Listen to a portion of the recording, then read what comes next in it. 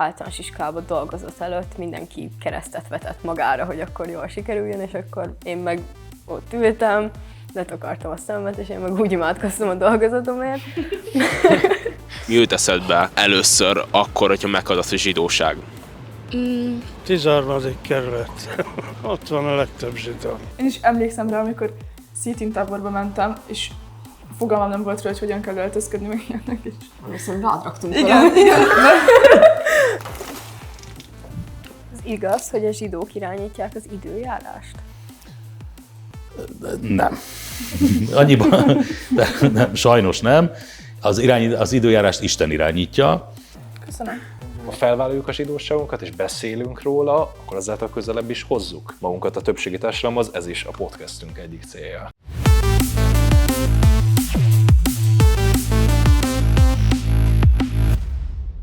A mai első epizódunkban arról fogunk beszélgetni, hogy hogyan tudjuk megélni a zsidóságot nem kalapos, kaftános, parókás, szoknyás, hanem világi életet élő fiatalként. Mit jelent az életünkben a zsidó kultúra? A vendégeim Nono, Dorka és Áron a sit-in oszlopos tagjai, úgyhogy csapjunk is bele. Az első kérdésem az volna hozzátok, hogyha egy szóval kellene megmagyarázni, hogy mit jelent számotokra a zsidóság, akkor mi lenne az az egy szó, és miért? Nekem a közösség. Közösség. Ezt akartam mondani. Család. És miért a közösség, Nono? Hát mert számomra ez az egyik legfontosabb része az egész zsidóságnak, és ahogy én ezt megélem, hogy vannak barátaim a családommal, és hogy velük oszthatom meg ezeket az emlékeket, élményeket. Hát szerintem a zsidó közösségben annyira sok ilyen összetartó erő van, hogy teljesen feltétel nélkül bele tartozunk, hogyha zsidók vagyunk. Szóval, igen. Zsidóknál amúgy is szerintem nagyon fontos ez a közösségi élet, mind a zsinagógában, vagy azon kívül, vagy egy baráti körben, ahol mi mint zsidók vagyunk benne, akár ez a sit-in-es közösségünkre is igaz, és szerintem ezért jut akár sok, főleg korunkbelinek talán eszébe egyből a zsidóságról az, hogy közösség, mert az egy nagyon összetartó közösség, és nagyon szeretünk ebbe benne lenni. Nekem az jutott eszembe, hogy a zsidóság az egy tartóoszlop gyakorlatilag. Legyen ez egy erkölcsi tartóoszlop, ami megmutatja, hogy mi a helyes az életben, hogy a Tóra törvényei megmutatják, hogy hogyan kellene élnünk, és hát nem mondom, hogy bármelyikünk is mindig minden döntését ez alapján hozza meg, de hogy legalábbis törekszünk erre. Márpedig egy nagyon-nagyon zavaros világot élünk, ahol rengetegféle szélsőséggel találkozhatunk, és szerintem ez a több ezer éves iránymutatás, amit a Tóra és amit a vallás tud nyújtani, az nagyon sokat ad az embernek. Bocsánat, nekem még talán, ami eszembe jut, az a lehetőségek, és ez a közösséghez is hozzátartozik, hogy zsidó fiatalokként rengeteg lehetőséget kapunk, hogyha beletartozunk egy ilyen közösségbe. Tehát például a bankrendszerben, vagy Hollywoodban, vagy milyen lehetőségekre gondolsz elsősorban, Dorka? Hát nekem az, hogy egyáltalán ebbe az iskolába tudok járni, hogy vannak itt barátaim, rengeteg utazásra tudok elmenni, sokat tanulhatok, nagyon, nagyon sokféle lehetőség van. Meg például a tanáraink az iskolába. Szerintem az is egy nagyon nagy lehetőség, hogy ilyen tanárokkal tanulhatunk, akik tényleg az a legfontosabb nekik, hogy a diákok megértsék és szeressék is, amit csinálnak. És szerintem ez sok iskolában nem adatik meg. Igen, egyetértek a zsidó fiatalként itt Budapesten, de szerintem egyébként majdnem az egész világon, ha meg tudják találni a saját közegüket, akkor nagyon jó lehetőségeket lehet felfedezni mindenkinek a világon, és tényleg... Mi az a legjobb lehetőség, amit te kaptál ezáltal, Áron? Hogy mondjuk a sit-in tagja vagy a mi szervezetünknek? Én nagyon sok barátot szereztem innen, például titeket, illetve gondolok itt az utazásokra, ugye már eljuthattam Amerikába a sit-innel, illetve itt van nagyon sok olyan embert is megismertem, akitől szerintem tök sokat tudok tanulni, akár egy péntek esti vacsorán, hogyha beszélgetünk, és ez szerintem nagyon előre visz minket az életbe. Abban a szerencsés helyzetben vagyunk, hogy azt mondhatjuk, hogy hogy közel állunk egy valláshoz, közel állunk a zsidósághoz. Pedig rengeteg, akár rabbitól, akár közösségi tagtól hallottam azt, hogy csak 30, 40, 50, 60 éves korukban ébredt fel bennük az igény, vagy az a tudás szomj, ami őket a kultúra és a zsidóság felé terelte. Kíváncsi lennék, hogy ez a vallásos neveltetésből fakad számotokra, vagy a gyermekkorotok mely pontján kezdtetek el érdeklődni a zsidóság iránt? Én nem jövök vallásos családból. Mi tényleg csak az ilyen nagyobb ünnepeket tartottuk, mint a Hanuka meg a Pészach. Nekem talán ott volt az első ilyen nagyobb váltópontom ezzel kapcsolatban, amikor elmentem a zsidó iskolába, és bekerültem egy zsidó közegbe, és aztán ami meg ugye tényleg egy nagyobb lépés volt, és hát most azt mondom mondani, hogy eddig a legnagyobb lépés volt így a zsidóságommal kapcsolatban, amikor elmentem a Szítin Balaton táborba, és megtapasztaltam, hogy milyen egy bő hétig tényleg úgy élni, mint egy vallásos zsidó, milyen szombatot tartani. Nekem ott volt az első sabatonom, és nekem ezáltal ez nagyon megtetszett. Mi volt a legsokkolóbb élmény a vallásos életben, amit ott megtapasztaltál? Legsokkolóbb élmény? Én ott szembesültem először azzal, hogy milyen egy hetet akár vallásos zsidóként élni, és ez nekem akkor ez nagyon megtetszett, és nagyon el is kezdtem érdeklődni. És azóta vallásos zsidó lettél? És azóta nem lettem vallásos zsidó. És az én esetemben ez egy elég hullámzó ágon lévő történet, tehát hogy nekem volt olyan, hogy heti párszor én felraktam a tvilint mondjuk iskola előtt. Van, hogy ezt nem csinálom hónapokig, szóval nekem ez így igazából nagyon változó, hogy éppen mennyire tartom és mennyire vagyok benne. És aztán majd ki tudja, mit hoz a jövő. Én sem kaptam egyáltalán vallásos neveltetést, nekem fogalmam nem volt a zsidóságra, annyit tudtam, hogy zsidó vagyok, és ennyi. Viszont mindig is nagyon foglalkoztatott a vallás, a hit, meg Istennek a keresése. Viszont ugye jártam hittanórára is fiatalabb koromban, viszont soha nem éreztem azt úgy igazán magaménak, valahogy soha nem találtam meg a kapcsolatot a hittel. És aztán igazából pár hónapja, vagy talán egy éve kezdett el így komolyabban foglalkoztatni a zsidóság, meg a saját származásom, meg hovatartozásom. És akkoriban nekem is a Szítin tábor volt az első ilyen igazi zsidó élményem. Kicsit rám erőltették a szüleim, mert igazából egyáltalán nem akartam menni, de nagyon, nagyon nem bántam meg, onnantól kezdve rengeteg minden megváltozott. Nagyon sok jó barátom lett, rengeteget tanultam a zsidóságról, és át is jöttem zsidóiskolába, úgyhogy nagyon sok minden történt Szítin tábortól kezdve. Igen, és a zsidóság az valahogy így belülről fakadóan egy olyan dolog, amihez a legjobban tudtam eddig kapcsolódni. És ebbe találom legjobban a hitet. Márpedig az ember, aki olyan szerencsés, hogy elmondhatja magáról, hogy van hite, az sokkal könnyebben járja végig az élet útvesztőjét. Szóval én is a nehéz pillanatokban, amikor az élet olyan kilátástalannak tűnik, akkor mindig a hithez fordulok, ami nem egy jó dolog, ha az ember csak a nehéz pillanatokban fordul a hithez, mert az úgy nem működik, de nagyon nagy örömmel hallom, hogy ezt te is megtaláltad. Hát nem mondanám, hogy 100%-osan, de most érzem magamat a legközelebb hozzá. És úgy érzem, hogy nagyjából kirajzolódik egy út, hogy hogyan találhatom meg a hitet. És mi az a szokás, vagy mi az a micva a zsidóságban, ami számotokra olyan emberközelibbé hozta a hitet, és ahol igazán meg tudjátok élni a hiteteket? Nekem a minden este lefekvés előtt az imádkozás.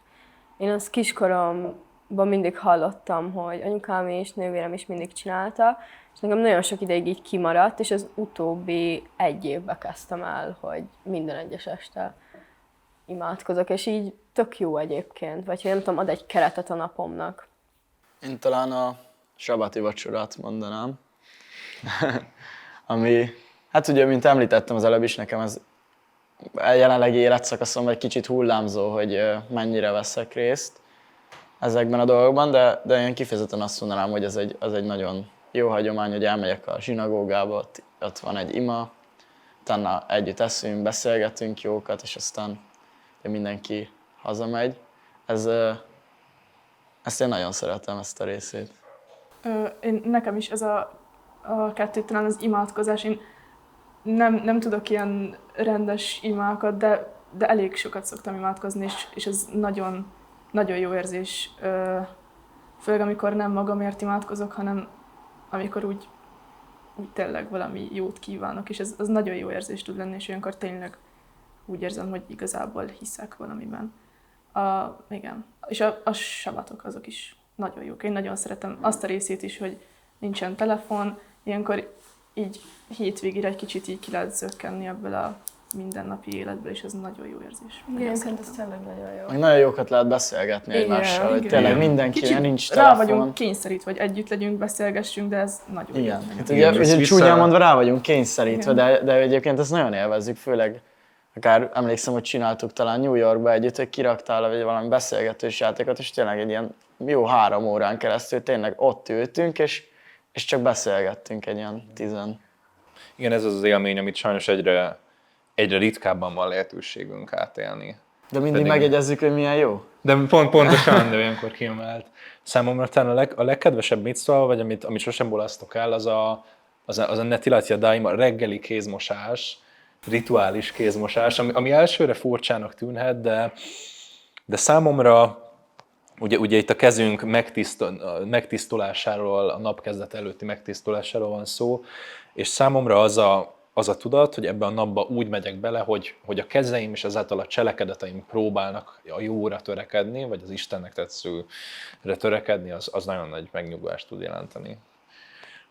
És kíváncsi vagyok, mi az a micva, amit a legnehezebben tartotok be? Ami a legnagyobb kihívást jelenti számotokra? Nekem, ami a legnagyobb ilyen nehézséget jelenti, az talán a cniut öltözködés, amit egyébként még mindig nem szoktam annyira betartani. Szerintem ez nagyon Pedig nehéz. most nagyon szépen betartod. Igen. Igen. Hát ilyenkor télen szerintem egyébként egyszerűbb sokkal, mint mondjuk nyáron, de nagyon tisztelendő. Én is emlékszem rá, amikor sit-in táborba mentem, és fogalmam nem volt róla, hogy hogyan kell öltözködni, meg ilyenek is. Viszont rádraktunk Igen. Megjelentem valami eléggé kivágott ruhában, és rám szóltak mondani, hogy azonnal vagyok fel. De egyébként ez is érdekes, hogy egy csomó embernek mondjuk ilyen sit-in tábor, vagy egy ilyenen, hogy nem tűnik fel annyira, hogy sose volt az, hogy bárki ránk szólt volna, hogy lányok, akkor öltözzetek jobban fel, vagy bármi. Tehát velem ilyen sose fordult elő, szerintem nagyon senkivel, nem hiszem, ezt mindenki egy idő után érzi, hogy illik megjelenni, hogy megtiszteled azt, aki betartja ezt a részét a vallásnak. Tehát ezek a részek, amik szerintem így először furcsák, meg például az, hogyha találkozol egy férfivel, akkor nem fogsz vele kezet. És ez is egy olyan dolog, ami más azt hinni, hogy ez tök tiszteletlenség, hogy most miért nem mutatkozol be neki, és mégis ez így működik. Nekem is volt egy elég furcsa ilyen élményem ezzel kapcsolatban. Az iskolában sakkoztam az egyik tanárommal, és a játék végén meg akartam köszönni, és ez kicsit kellemetlen volt. Tehát vannak ilyen fura dolgok, mik elsőre szokatlanok. Igen, meg például az, hogy ugye nő nem ül ugye 2 férfi között, vagy ilyen. Szóval ezt is így először tök furcsa kívülről látni, hogy miért helyezkedik össze-vissza, vagy most miért nem jó neki. De így utána meg... Pontosan mire gondolsz, amikor azt mondod, hogy...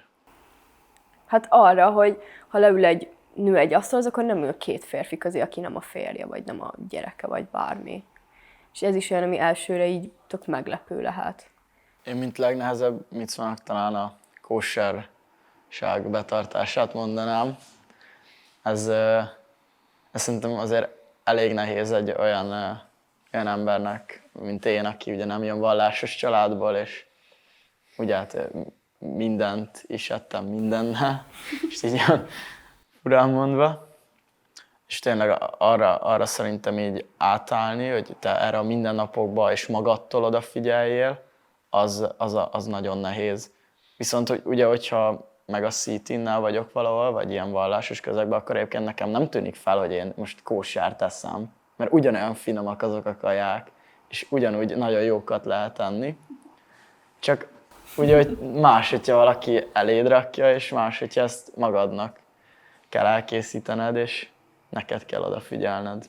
Igen, ez elsőre számomra is nagyon nagy nehézséget jelentett, és mai napig ez jelenti az egyik legnagyobb kihívást, hogy amikor elmagyarázták nekem a kóser koncepciót, akkor nem láttam azt, hogy tehát még mondjuk a 10 parancsolatnál vissza lehet vezetni, hogy ezek erkölcsileg miért helyesek, és erre valószínűleg egy vallástalan ember is azt mondaná, hogy igen, ez a helyes életvitel a nap végén, addig a kóserságnak semmilyen erkölcsi aspektusát nem láttam, és hát sajtburgeren nőttem fel én is, vagy éppen tejszínes csirkés Alfredo tésztán, és ezen a ponton a mai napig nagy kihívást jelent elhagyni azt, ami tisztátalan ételként van megbélyegezve, de mégis egy tisztelet az őseink iránt, akik hát többségében a régi korokban tartották azért a kóserságot, még a kevésbé vallásos zsidók is.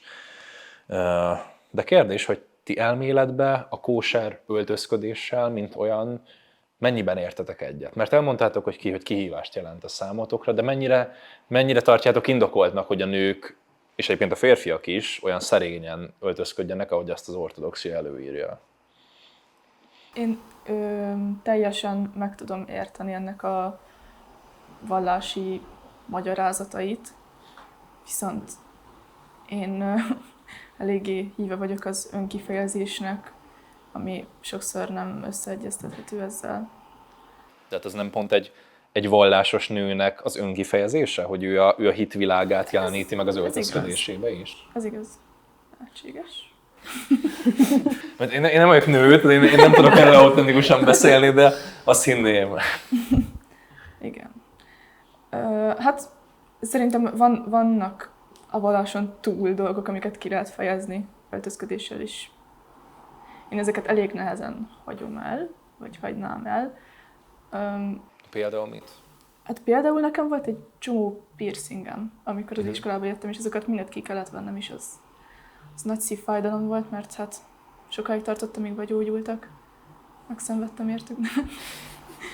De végül is ezek ilyen elhanyagolható dolgok, szóval teljesen érthető, hogy a lényege, hogy nem arra helyezik a hangsúlyt, hogy hogyan nézzenek ki, hanem ennél sokkal szentebb dolgokra, vagy nem tudom.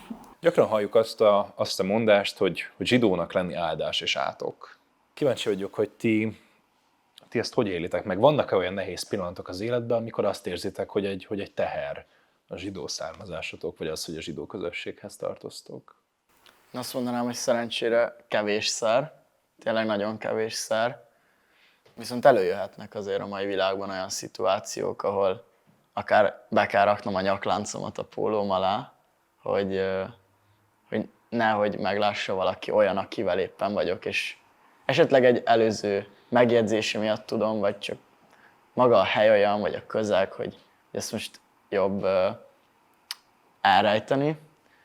Ugyanakkor meg én ezektől eltekintve én ezt egy áldásnak tartom, hogy én zsidónak születtem. De olyankor a fenyegetettség miatt rejted el? Konfliktus elkerülés. Jobb úgy gondolom, hogy ha el tudod kerülni, akkor jobb békében élni, és nem kell feleslegesen konfliktust kelteni. Felmerül a kérdés, hogy szeretnél-e békébe élni olyas valakivel, aki pusztán a származásod miatt már nem kedvelne téged, vagy éppen ellenséges lenne veled? Úgy gondolom, hogy én ezzel az emberrel találkozom, vagy ezekkel az emberekkel találkozom, azonban, hogyha ezt tapasztalom, és ez egy idegen hely, és nekem ez ott az első benyomásom, akkor szimplán nem fogok oda visszamenni, és kerülni fogom azt a közeget, és így mindenki éli tovább a saját életét. És nektek könnyű a zsidóság felvállalása? Nekem most már igen. Régebben, kisebb koromban nem volt, és nagyon nem is beszéltem erről, csak pár alkalommal jött szóba, nem tudom, például általános iskolában dolgozat előtt mindenki keresztet vetett magára, hogy akkor jól sikerüljön, és akkor én meg ott ültem, letakartam a szemet, és én meg úgy imádkoztam a dolgozatomért. Úgyhogy most már szerencsére nagyon, hát úgymond kiválogatódtak azok a barátaim, akik ezt nem fogadták el, vagy akiknek ez nem kellett. Nyilván ilyen iskolába járok, nagyon nagy része most az életemnek a zsidóság. Tehát, hogy nagyon nincs olyan embernek helye az életemben, aki azért, mert most én zsidó vagyok, és nem tudom, azt mondja, hogy akkor nem akar velem barátkozni, vagy bármi. Egyébként itt én nem a barátokra gondoltam elsősorban, hanem hogyha csak elmegyek egy társasággal egy új helyre, egy kocsmába, vagy akármi tényleg, vagy egy utazáson, egy tök új helyre számomra, és ott történik valami olyan inzultus, vagy megjegyzés. Tehát, hogy ez, amit a Nono mondott, az szerintem rám is igaz, hogy nekem is sok zsidó barátom van, és nekem is most már azért csak olyan barátaim vannak, akiknek ezzel semmi problémájuk nincsen, és így most már így a barátaim, vagy az ismerősi körömben én teljesen nyugodtan fel tudom ezt vállalni. Csak úgy gondolom, hogyha van egy olyan közeg, ami új számomra, vagy valami olyat érzek, akkor jobb biztosra menni, és megelőzni a problémákat. De ahhoz néha bátorság kell, hogy az ember felvállalja a zsidóságát. Mikor én vallásosabb lettem 15-6 éves korom környékén, és először kipával a fejemen sétáltam, emlékszem, a Deák téren, a Váci utcán át, ilyen központi helyeken, akkor óriási frusztrációt és félelmet éreztem, hogy történt velem valami. Azt éreztem, hogy fenyegetve vagyok. De amikor ezt egyre gyakrabban tettem meg, akkor rájöttem, hogy hála Istennek azt mondhatom, hogy ez nem az az ország, és ez nem az a kor, amikor az ember fenyegetettséget kell, hogy érezzen a zsidóság a felvállalása miatt. Illetve, ha találkozunk mégis antiszemitákkal, mert antiszemiták mindig lesznek, akkor nem gondolom, hogy ez a jó megoldás, hogy elrejtsük a hitünket. Volt például, hogy hozzám egy buliba odajött egy srác, mikor éppen talán egy pálinkát tartottam a kezembe, és mindig van egy szép Dávid csillagos nyaklátszom, kilátszik elég sokszor, és odajött az amúgy is kicsit illuminált állapotban lévő tag, és azt mondta, hogy egészségedre, te büdös zsidó. És akkor lehet, hogy az ösztönös reakció az volt, hogy ökölbe szorult a kezem, és már lendítettem volna, de nem, aztán rájöttem, hogy valójában annak van értelme, hogyha leülünk és elbeszélgetünk erről. És a beszélgetés végére kiderült, hogy ez a fiú, ez egy vidéki srác, aki soha életében nem találkozott zsidókkal. És elkezdtem vele arról beszélgetni, hogy az ő antiszemitizmusa az miből fakad. És meséltem a mi életmódunkról, a családom életéről. És már közelebb érezte magát sokkal a zsidósághoz a beszélgetés végére.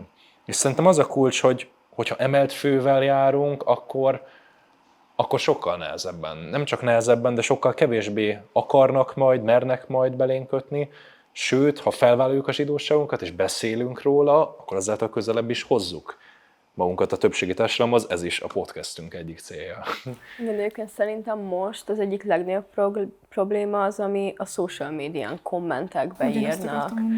És erről mi tök sokat szoktunk így barátokkal is beszélni, hogy tényleg, nem tudom, például a CT oldalán meglátnak tinédzsereknek a videóit, és hogy egy felnőtt ember az simán leír undorító kommenteket minden gátlás nélkül, és valószínű, hogyha élőben meglátna minket, ránk se nézne, mert nem érdekli, csak így látja, hogy oké, ők zsidók, ez egy zsidó társaság, akkor csak beszólunk már nekik. Vagy jót is beszélgetne velünk, hogyha ő szóba eledne velünk, akkor... Vagy amúgy nem tűnne fel, hogy most ők zsidók. Nem, hanem egy tök jót tudnánk akár beszélgetni, csak ez valamiért sajnos bizonyos emberekből ez így jön. Végsősorban azt hinném, hogy az egy jó dolog, hogy ezek az emberek mégsem köpnek oda az utcán, vagy mégsem kötnek belénk az utcán, de valahol mégis frusztráló, hogy hát sose tudjuk, hogy mi jár az emberek fejében, mert azt látjuk, hogy az internet tele van antiszemitizmussal, hiába nem szembesülünk vele a való életben. Igen, szerintem nagyon furcsa és ijesztő érzés ez, hogy én is csak akár látok Insta Reelsbe egy videót zsidó kisgyerekekről, és nagyon-nagyon ijesztő kommenteket írnak alá, és szerintem ebben az a legfurcsább, vagy fenyegetőbb, hogy ha az emberekben ennyi ilyen elfojtott gyűlölet van, akkor mi kell ahhoz, hogy ez csak úgy előjöjjön, mi lehet a szikra, hogy a gyűlöletüknek... Hogy kell ezt mondani? Szerintem ez egy érthető. Tök érdekes dolog lehet, hogy például ez miből jön az embereknek vajon még mindig ez az ilyen óriási nagy zsidó gyűlölet, amit még kommentekbe tudnak írni, hogy ez még mindig ennyire benne van az emberekben, mert én azt vettem észre, hogy a mi korosztályunkban ez annyira már nem téma, vagy hogy egyáltalán, tehát hogy már senkinek nincs az, hogy zsidó, és akkor elmondja otthon, hogy neki egy zsidó barátja van, és akkor nem barátkoznak, vagy bármi, de hogy talán az idősebb generációban még mindig benne maradt ez a gyűlölet a zsidók iránt. Talán ez a sztereotípiák miatt is lehet meg. Szerintem nem tudnak eleget a zsidókról még mindig. Nincs Ez ez főleg téma. tudatlanságból Igen, fakad. szerintem is nincsenek tisztázva ezek a Tényleg, kérdések. vagy amit az Olivér is mondott, hogyha egy jót beszélgetsz valakivel, akkor lehet, hogy tényleg egy 5-10 perces beszélgetésben tényleg egy olyan tartalmas jót tudsz valakivel beszélgetni, hogy akár egy életre megváltoztatod a Igen. véleményét a Igen, zsidókról. és itt nem is csak az antiszemitákról van szó talán, hanem úgy összességében az emberekről. Összességében az embereknek nagyon kevés tapasztalása van a zsidósággal. Nekem volt egyszer egy nem zsidó barátnőm régebben, és amikor megérkeztem először a családjához, akkor egy ilyen nagyon túlérzékenyült, politikailag túlérzékenyült család volt, és így 2 percenként megkérdezték tőlem, hogy ez így okés, vagy ez... Tehát folyamatosan zavarba voltak, hogy mi az, amit lehet tenni egy zsidó ember jelenlétében, mi az, amit nem lehet, mi az, amit ehet egy zsidó ember, mi az, amit nézhet. Szóval tehát nagyon fogalmatlanok voltak a zsidósággal kapcsolatban. Beszéltünk arról, hogy alakul az antiszemitizmus manapság, azonban kérdés, hogy valójában a zsidó közösség tagjai hogyan is állnak ehhez a kérdéshez. Mennyiben határozza meg egy 21. századi zsidó ember valláshoz való kötődését, akár az antiszemitizmus, a holokauszt, az a sok gyűlölet, az a sok sorscsapás, amit átélt a nép az idők során, az mennyiben határoz meg minket most egy relatíven békésnek mondható korban? Én úgy gondolom, hogy mi vagyunk a 4. generáció, azt hiszem, a holokauszt óta, és biztos vagyok abban, hogy még mi mindig hordozunk traumákat ebből, azonban azért hála a mai modern világnak, ez most már nekünk sokkal könnyebb megélni a zsidóságunkat, és sokkal kevésbé van jelen az antiszemitizmus, mint a második világháborúban. És szerintem biztos, hogy van szerepe a múltban történteknek a mai énünkhöz, azonban úgy gondolom, hogy ez most egy elég pozitív irányba fejlődik, és most már jobban meg tudjuk élni a zsidóságunkat. Én azt gondolom, hogy ugye az első, második generáció után talán egy ilyen nagy tagadás volt is, egy elfordulás a vallástól, meg a zsidóságtól. Szóval most, hogy kezdjük kiheverni ezeket a sérelmeket, most talán sokkal jobban megerősödött, és ez ettől még összetartóbb lett a közösség. Szóval szerintem már talán, ha lehet így mondani, akkor jó hatása van, hogy ebből erőt merítünk. Igen. És még azt szerettem volna mondani, hogy talán az ilyen nagyon zárt vallásos zsidó közösségekre talán nincsen akkora hatása az antiszemitizmus, nem találkoznak vele, mert nem élnek világi életet, és nincsenek kapcsolatban ilyen emberekkel. Viszont akik így innen-onnan jövő kevésbé vallásos zsidó emberekre sokkal nagyobb hatással lehet, és sokkal több ilyen dolog érheti őket. Egy bölcsrabbi egyszer azt mondta nekem, hogy a legnagyobb probléma rengeteg zsidónak a fejébe az úgynevezett gettó szellem. Hogy bizonyos emberek a fejükben még mindig a gettóban, a budapesti gettóban vannak. Ezáltal értem azt, hogy nem látják a reális kockázatát, hogy mennyire alacsony a reális kockázata a zsidóság megélésének, és egy félelmet, az üldöztetést társítják a zsidósággal, és egy holokauszt előtti időszakra visszanyúló nosztalgia, és egy holokauszt utáni siránkozásra épül az ő zsidó öntudatuk, ami nagyon hibás, mert egy traumához köti hozzá a zsidó identitást, ami ennél sokkal több, véleményem szerint. És Például, mikor én elkezdtem egyre gyakrabban szerepet vállalni a C-teamben, akár az online térben is, vagy amikor a bármit szómat megtartottam, akkor egy vallástalan rokonom, zsidó rokonom azt mondta nekem, hogy nagy hibát követek el, mert majd, ha eljön a második holokauszt, akkor engem elvisznek, őt meg nem. Tehát, hogy az emberekben még tényleg olyan félelem van, aminek a leküzdése még talán nagyobb probléma, és nagyobb kihívás, mint az antiszemitizmusnak a leküzdése. Egyébként ez bennem is volt egy ideig, mielőtt ebbe az iskolába jöttem, hogy ugye minden papíromba bele lesz írva, hogy ugye itt végeztem egy zsidó gimnáziumba, és hogy mi van akkor, ha ebből később még nekem igazándiból gondom is lehet, vagy valahol nem vesznek fel azért, mert mondjuk egy zsidó iskolába végeztem. És nekem ez nagyon nagy dilemma volt, de igazából a végén úgy döntöttem, hogy úgy nem érdekel. De fontos úgy gondolni szerintem, hogy igazából ahova nem vennének fel emiatt, oda ne is menjünk. És akkor igazából... Miért kell így mosolyogni? Köszönöm. Na, és akkor az adás végén még az utolsó kérdés előtt szeretnénk nektek egy kis macesz gombóc levessel kedveskedni, ugye, ami az askenázi közép-kelet-európai zsidó konyhának egy égköve. Csillogó szeme. Köszönöm szépen. Arra csillogó szemekkel nézted konkrétan. Ugye lényegében a húsleveshez, májgombóc leveshez hasonló ételről beszélünk. A macesz gombóc teszi különlegessé, ami a pészachi jellegzetes ételünkből, a pászkából készül. Jó étvágyat nektek! Köszönjük szépen. És hát felmerül még egy utolsó kérdés, lévén egy zsidó ifjúsági szervezet vagyunk, és a múltról és jelenről már rengeteget beszéltünk, de beszéljünk a jövőről is egy kicsit, illetve a többi fiatalról. Mit üzennétek egy olyan fiatalnak, aki zsidó származású, de soha nem járt érdemes zsidó közegben, nem űzött hagyományokat, vallástalan életet él, hogyan kerüljön közelebb a zsidósághoz, és miért kerüljön közelebb a zsidósághoz? Vagy a Majmúba. De miért? Mit nyújtott? Mit nyújt a CT-n, hogyha eljön ide? Hát élményeket mindenképp, barátokat, egyfajta közeledést a zsidósághoz, játékos módon. Mindig olyan programok vannak, ami közelebb hoz a zsidósághoz, de nem ez a erőltetett, leülünk és akkor most tanuljuk meg, hanem programokkal próbálják így közelebb hozni hozzánk.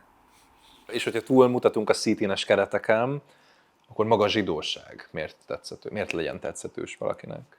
Szerintem fontos, hogy legyen az embernek egy olyan közege, ahova szívesen megy, és ezt, hogyha van egy olyan velünk egyidős zsidó fiatal, aki zsidó származású, de még nem vett részt soha ilyen, vagy nem járt még ilyen közegbe, akkor próbáljon meg beszélgetni más zsidó fiatalokkal, és ezáltal tudja megtapasztalni, hogy milyen zsidó fiatalként élni. Szerintem az ennyi idős fiatalokat elég gyakran foglalkoztatja ez a hovatartozás kérdése, vagy a hit kérdése, és hogyha valaki zsidó származás, akkor igazából eléggé meg van könnyítve ez a kérdés, mert van hova fordulniuk, van miben hinniük, és szerintem nagyon, nagyon érdemes.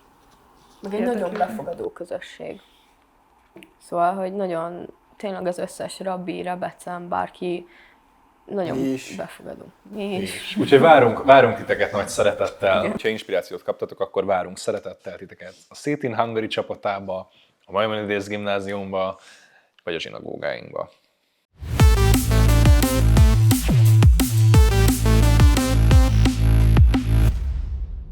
Nagyon sok szeretettel köszöntök mindenkit a Kóser Podcast utcai rovatában. Én Bruno vagyok, és most kilépünk kicsit a komfortzónánkból, és idegenekkel fogok kommunikálni. Mi jut eszedbe először akkor, hogyha meghallgatsz a zsidóság? Holokauszt, meg ilyenek. Vallás? 13. kerület. És miért pont 13. kerület? Ott van a legtöbb zsidó. Nekem egy szent a zsidóság. Szerintem senki nem különbözik a magyartól, a zsidótól, mert ugyanaz az ember. Én szerintem ugyanolyan emberek, mint mi vagyunk. Az, hogy meg vannak bélyegezve, vagy zsidók, ugyanúgy meg van végezve 2 ember, ott cigány. Sajnos ez így, ez az előítélet 1-2 emberben nagyon csúnyán megmaradt, és sajnálom. Aki gyalázza a zsidókat, azok nem emberek, számomra. Ugyanolyan emberek, mint hétköznapi emberek, mint a többiek, úgyhogy nem a színebőre számít. Tekintve, hogy egy zsidót sem ismerek személyesen, így nem nagyon van véleményem róla. És van esetleg olyan előítélet, amiben találsz kis igazságot? Vagy sztereotípia? Történelmileg az előítéleteknek van alapjuk, csak azok nagyon fel vannak nagyítva. Szóval, hogy így az, hogy a sztereotípiáknak alapja van, nagyon sokszor túloznak és nagyon sokszor ártalmasak, de attól még alapjuk többnyire szokott lenni. Azért alakultak ki. Összetartóak és nem szeretik a kívülállókat. Az a neve a podcastnek, hogy Kóser Káosz. Szerinted egy jó név? Szerintem ez egy kiváló név, Kóser Káosz, mert a mai világban a kóser szabályai szerint elég nehéz eligazodni. Mit akart ez a név? Hát, mivel én magam is zsidó vagyok, Wow! ezért elég sokat tudok a kóserságról, és azt gondolom most éppen a kóserságról tanulnak ott, vagy hogy milyen ételek vannak, milyen ételeket szabad ennünk, meg milyeneket nem. És te nézzél ezt a podcastet? Persze, attól függ, hogy kiket hívtok meg. Hát mi lenne, ha téged hívnánk meg? Engem amúgy szívesen elmennék, de olyan sokat nem tudok a témáról. Mit jelent számodra a zsidóság? Hát én egy büszke zsidó vagyok, én ezt kimondhatom. Én nagyon szeretem azt, hogy én zsidó vagyok, és nem más, mert szerintem nagyon különleges, ha valaki zsidó, és ez még jobb, hogyha felvállalja. És nyilván nagyon sok rosszat kapunk, de mint Izrael népe, mi is összetartunk. Az a lényeg, hogy jó emberek legyünk, és mindenkiből mindent kihozzunk. A zsidóság az egy szent jel. Szerintem a zsidóknak is ez egy jel az, hogy nekik erősnek kell lenniük, hogyha ők Magyarországon akarnak élni, akkor Magyarországon éljenek. Ha Budapesten belül valahol akarnak lakni, akkor ott lakjanak, ez a lényeg. Mit üzennél a budapesti zsidó fiatalságnak? Szerintem azt, hogy merjék felvállalni a zsidók, mert szerintem ez egy dolog, amire büszkék lehetnének.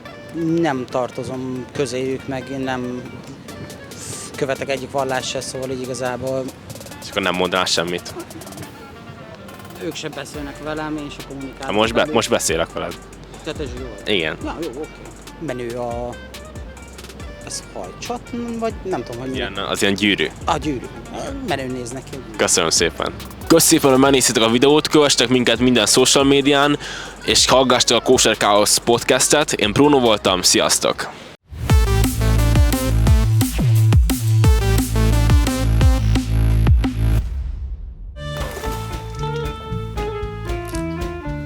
Fogadjátok szeretettel mai vendégünket, Megyeri Jonatán rabbit. Szervusztok! Szia, Joni. Szervusztok!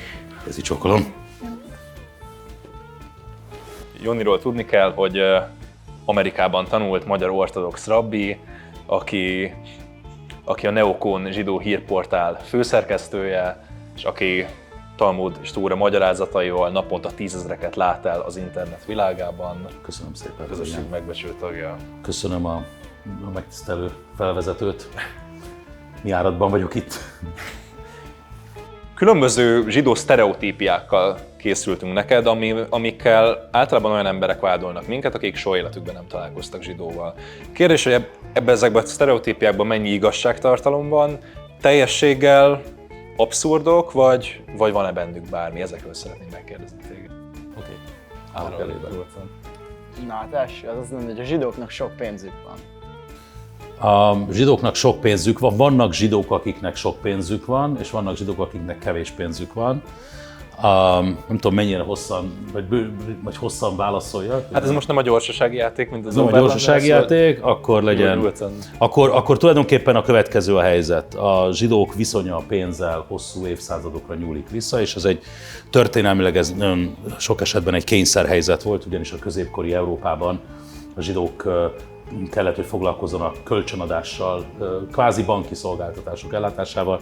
Két keresztény egymással ezt nem tudta megtenni vallási okokból, és a zsidót használták közbülső emberként, miközben a zsidók nem birtokolhattak földet, és ezért földműveléssel és hasonlókkal, bizonyos szakmák gyakorlásával nem foglalkozhattak, tehát ez egy kényszerpálya volt a zsidók számára, és ezért jól megtanulták a pénzt gondozni, és hát nagyon sok banki művelet alapja az tulajdonképpen a zsidóktól származik.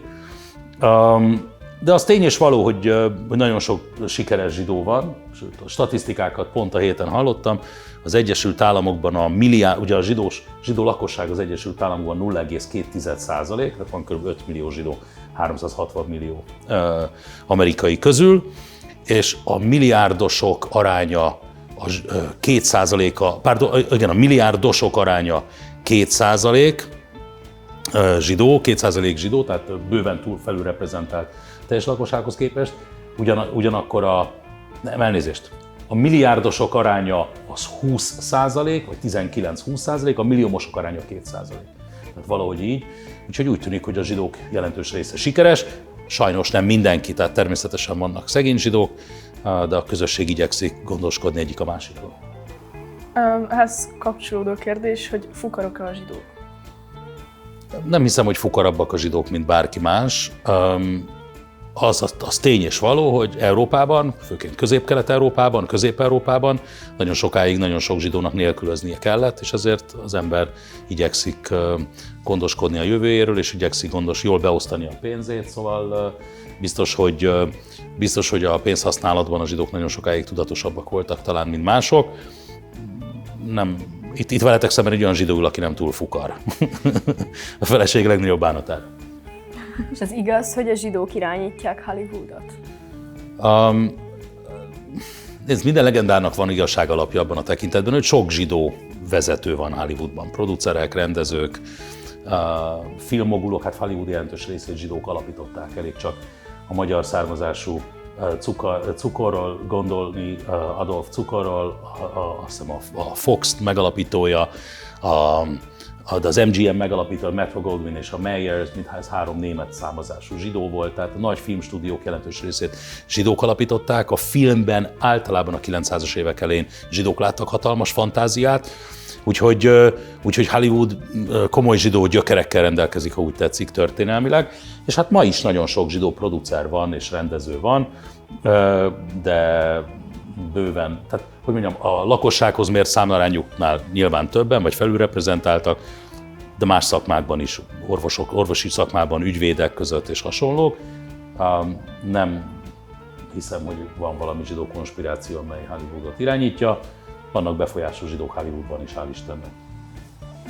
Igaz-e, hogy a zsidók keresztény szűzlányok vérét isszák Pészákkor? Kategórikus válasz nem, és hogyha megengedett, hogy kifejtsem, hogy miközben a felvetés is abszurd, a zsidó vallás ugyanis kifejezetten tiltja a vérfogyasztását, az állati vérfogyasztását is, az egyik a 613 tórai parancsolatnak, és a kóser vágás egyik fő eleme az, hogy az állatot kivéreztetik, és a húst kisózzák ki, vízben kiáztatják, hogy megszabaduljunk a vértől. Tehát a vérfogyasztása önmagában tilos, az emberi vérfogyasztása meg hatványozottan tilos, a gyilkosságról nem is beszélve, szóval sokszorosan képtelenség a dolog. A rabik mindig egy újabb kérdéssel válaszolnak a kérdésre? Mire gondolsz?